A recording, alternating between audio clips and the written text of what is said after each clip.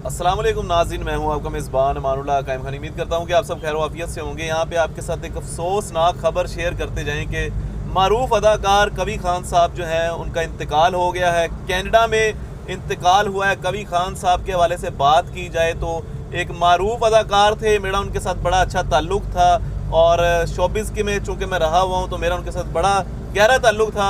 और कवी खान साहब जो हैं कैंसर की वजह से उनका इंतकाल हुआ है।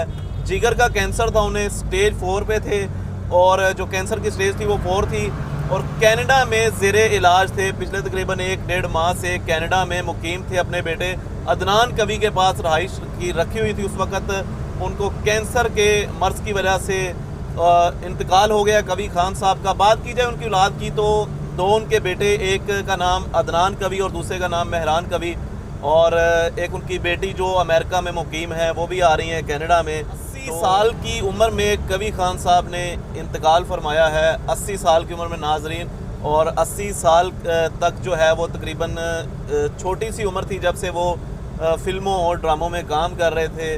तो बहरहाल यही हमारी दुआ है कि अल्लाह पाक उनको जन्नत में आला मुकाम अता फरमाए, उनकी बख्शिश फरमाए।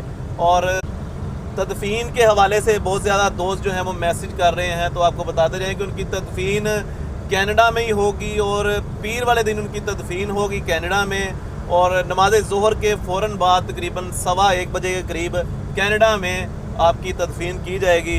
तो ये आपकी ब्रेकिंग न्यूज़ आपको दे रहा हूँ कि कवी खान साहब 80 साल की उम्र में कैंसर के मुज़ी मर्ज़ की वजह से इंतकाल फरमा गए हैं और जिगर का कैंसर था, स्टेज 4 पे था।